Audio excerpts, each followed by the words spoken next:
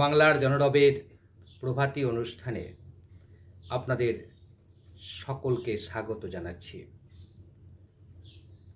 26,000 চাকরি বাতিল মামলার চাকরিহারাদের ভবিষ্যৎ কি অনিশ্চয়তার পথে। কারণ এই কথা বলছি এই কারণেই, আজ দেশের প্রধান বিচারপতি সঞ্জীব খান্না অবসর নেবেন। পরবর্তী প্রধান বিচারপতি হচ্ছেন বি.আর. গাভাই। সম্ভবত বি.আর. গাভাইয়ের বেঞ্চে আজকে এই মামলার শুনানি হবে না। তাহলে কি হতে পারে? কারণ মনে রাখতে হবে যে এই মামলা রিভিউ পিটিশন বা রিভিউ পুনর্বিবেচনার যে আবেদন, সেই আবেদনটা মূলত আমরা দেখতে পাওয়া যায় সেটা হচ্ছে সেই আবেদনটা যে বিচারপতি রায় দিয়েছেন সেই বিচারপতির চেম্বারে এটা নিয়ে আলোচনা হয়।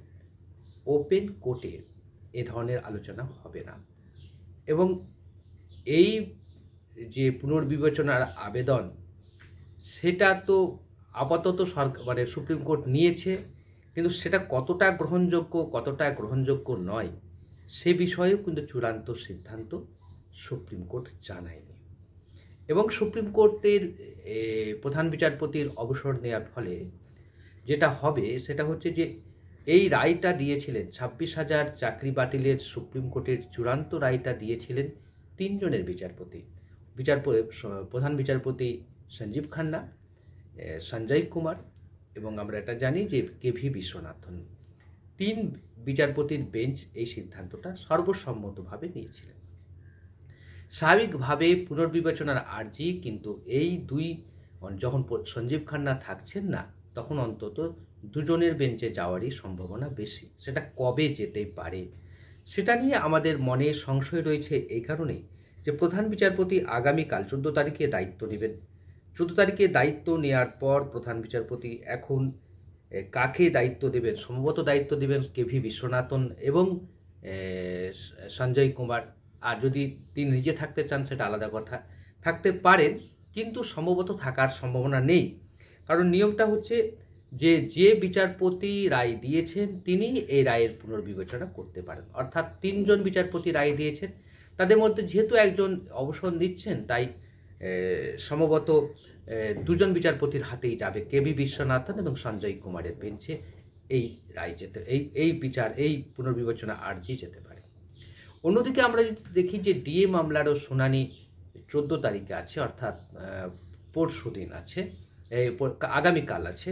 তো আগামীকাল ডিএ মামলার শুনানি, সেটারও বেঞ্চ পরিবর্তন হয়েছে, অর্থাৎ একজন বিচারপতি পরিবর্তন হয়েছে। সুতরাং আবার শেষের দিকে তার তালিকা রয়েছে। সুতরাং সে ডিএ মামলারও উঠবে কিনা, আগামীকাল সেই ডিএ মামলার শুনানি আদৌ হবে কিনা সে নিয়ে যথেষ্ট সংশয় আছে। এই রিভিউ পিটিশনের শুনানির ক্ষেত্রে যে বিষয়টি যে আছে, কয়েকটি ধাপ রয়েছে। সে ধাপগুলো আমরা আগেও বলেছি। পুনর্বিবেচনার যে কেউ আর্জি জানালে প্রথমে তার সংশ্লিষ্ট বিচারপতির চেম্বারে যায়। সেখানে বিচারপতিরা সিদ্ধান্ত নেন মামলাটা গ্রহণ করা হবে কি হবে না। প্রয়োজনে বিচারপতির চেম্বারে তা নিয়ে শুনানিও করা হয়। সেখানে মামলা গ্রহণ করা হলে তা কোর্টে পাঠানো হয় শুনানির জন্য। এসএসসির মামলার ক্ষেত্রে 7 দিন পেরিয়ে গেলেও মামলাটি এখনও চেম্বারেই যায়নি। মূল মামলাকারীদের আইনজীবী ফিরদৌস শামীম জানিয়েছেন সংবাদ মাধ্যমকে, এর আগে রাজ্য তথা মধ্যশিক্ষা পর্ষদ রায়ে সাময়িক স্বস্তি চেয়ে সুপ্রিম কোর্টে আবেদন করেছিল। তাদের আর্জি মেনে নেয় আদালত। শিক্ষকদের চাকরি ডিসেম্বর পর্যন্ত বহাল রাখে। এবার রাজ্য রিভিউ পিটিশন করেছে, অর্থাৎ এখন রাজ্য ভিন্ন অবস্থান নিয়েছে। মনে হচ্ছে চেম্বারেই রাজ্যের আবেদন খারিজ হয়ে যেতে পারে। এটা অবশ্য যারা মামলাকারী আইনজীবী তাদের পক্ষে থেকে বলা হয়েছে, ফিরদৌস শামীম বলছেন।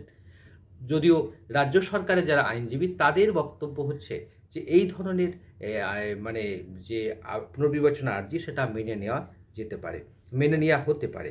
কিন্তু সবচেয়ে অবাক লেগেছে যে সম্ভবত রাজ্য সরকারও বুঝতে পেরেছেন, ফিরদৌস শামীমের সঙ্গে হয়তো রাজ্য সরকারও একমত, যে তারা বুঝতে পেরেছে যে এই পুনর্বিবেচনার আর্জি সম্ভবত হবে না। সম্ভবত কার্যকর না হতে পারে বা পুনর্বিবেচনা সুপ্রিম কোর্ট নাও করতে পারে। যদিও যদি চেম্বারে শুনানি করেও, বিচারপতির চেম্বারে যে শুনানি হয়ও, তাতেও হয়তো নাও হতে পারে। সেই জন্যেই সুপ্রিম কোর্টে দেওয়া শর্ত সাপেক্ষে আমরা জানি যে গত মাসেই সুপ্রিম কোর্টে মানে মধ্যশিক্ষা পরিষদের পক্ষ থেকে একটা আবেদন করা হয়েছিল। সে আবেদনে বলা হয়েছিল যে রাজ্যের শিক্ষা ব্যবস্থার স্বার্থে, রাজ্য শিক্ষা ব্যবস্থাকে রক্ষা করার স্বার্থে, শিক্ষার্থীদের স্বার্থে এই শিক্ষকদের অন্তত 31শে ডিসেম্বর পর্যন্ত সময় দেওয়া হোক, একটা শিক্ষাবর্ষ সময় দেওয়া হোক, এরই মাঝে আমরা পরীক্ষা নিয়ে নেব। তখন সুপ্রিম কোর্ট বলেছিল যে 31শে মের মধ্যে এসএসসিকে বিজ্ঞপ্তি জারি করতে হবে। এসএসসি যদি 31শে মের মধ্যে বিজ্ঞপ্তি জারি না করে তাহলে কিন্তু সুপ্রিম কোর্ট আর পুনর্বিবেচনা করবে না এবং এদের সমস্ত চাকরি বাতিল হয়ে যাবে। অর্থাৎ 31শে মে আর মাত্র কয়েকটা দিন বাকি। অর্থাৎ আজকে যদি 13 তারিখ হয়, 16 দিনের মধ্যে 16 থেকে 17 দিনের মধ্যে এই এই এই বিজ্ঞপ্তি জারি করতে হবে। সরকার করছেটা কি?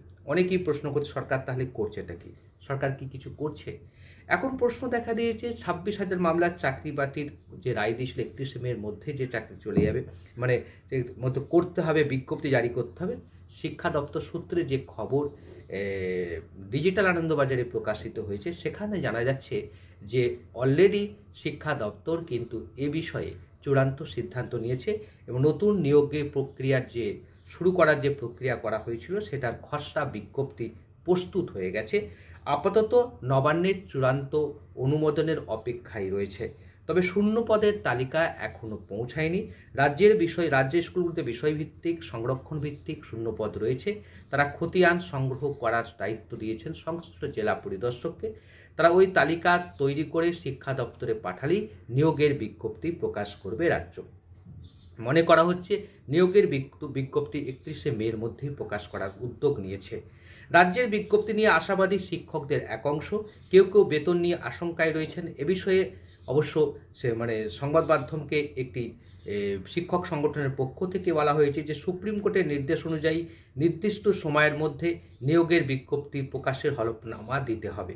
তাতে রায় পুনর্বিবেচনায় মামলা যদি ইতিবাচক সিদ্ধান্ত নেওয়া হয় তাহলে তো ভালোই, কিন্তু রাজ্যের তরফে নির্দিষ্ট সময়ে বিজ্ঞপ্তি না দেওয়া হলে আগামী মাস থেকে শিক্ষক শিক্ষিকাদের বেতন বন্ধ হয়ে যাওয়ার আশঙ্কা রয়েছে। আবার চাকরিহারাদের একাংশের দাবি শিক্ষক শিক্ষকরা রিভিউ পিটিশনে চূড়ান্ত পরিণতি না দেখে পরীক্ষা দেবেন না। রাজ্য বিজ্ঞপ্তি প্রকাশ সংক্রান্ত সিদ্ধান্ত নিলেও তা তাদের সঙ্গে আলোচনা করে নিতে হবে বলে দাবি করেছেন তারা। অন্যদিকে এখনও এসএসসি দপ্তর ঘেরাও করে রেখেছেন চাকরিহারারা। আগামী 15 তারিখে যোগ্য শিক্ষক শিক্ষিকা অধিকার মঞ্চের তরফে শিক্ষা দপ্তর ঘেরাও অভিযানের ডাক দেওয়া হয়েছে। বিকাশ ভবনের বাইরেও চলছে অবস্থান, যে কারণে এসএসসি চেয়ারম্যান সিদ্ধার্থ মজুমদার আচার্য সদনে নিজের অফিসে না গিয়ে বিকাশ ভবনে বসছেন। এর ফলে স্কুল সার্ভিস কমিশনের স্বাভাবিক কাজকর্মে বাধা সৃষ্টি হচ্ছে বলে শিক্ষা দপ্তরের বক্তব্য। তো এই পর্যন্ত সব কিছু ঠিকঠাক আছে, অর্থাৎ 31শে মের মধ্যেই শিক্ষা দপ্তর এসএসসি নিয়োগের বিজ্ঞপ্তি জারি করতে চলেছে। এ ব্যাপারে প্রায় চূড়ান্ত সিদ্ধান্ত নিয়ে ফেলেছে।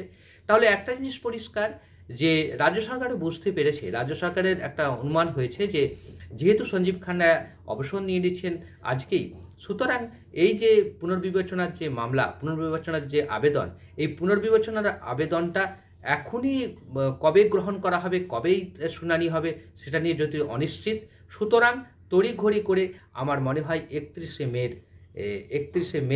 মের আগেই বিজ্ঞপ্তি জারি করা হবে। আরেকটা কথা এই প্রসঙ্গে বলা প্রয়োজন আছে, সেটা হচ্ছে যে এই কদিনের মধ্যে অর্থাৎ 24শে মের মধ্যে যদি সুপ্রিম কোর্টে এই পুনর্বিবেচনার আর্জি যদি গ্রহণ করা বা আবেদন যদি শুনানি না হয়, পুনর্বিবেচনার আবেদন যদি শুনানি না হয়, তাহলে মনে রাখবেন তাহলে এখন আর হবে না। সে জুলাই মাসে সুপ্রিম কোর্ট খুলবে, কারণ সুপ্রিম কোর্টে একটা বিরাট ছুটি রয়েছে, বড় ছুটি আছে, এই গরমের ছুটি। ফলে সুপ্রিম কোর্ট একটু গরমের ছুটিতে চলে যাবে, জুলাই মাস নাগাদ খুলতে পারে। সুতরাং একটা অনিশ্চয়তার মধ্যে দিয়ে যাচ্ছে, তাই সরকার সিদ্ধান্ত নিয়েছে 31শে মের মধ্যে নিয়োগ বিজ্ঞপ্তি জারি করে দেবে। এই নিয়োগ বিজ্ঞপ্তিতে কি নিয়োগ হতে চলেছে? ফ্রেশ নিয়োগ। আপামর ফ্রেশ নিয়োগ সবাই পরীক্ষা দিতে পারবে? আপনারা কি বলেন? আপনাদের মতামতের প্রত্যাশায় রইলাম। আজ এই পর্যন্ত।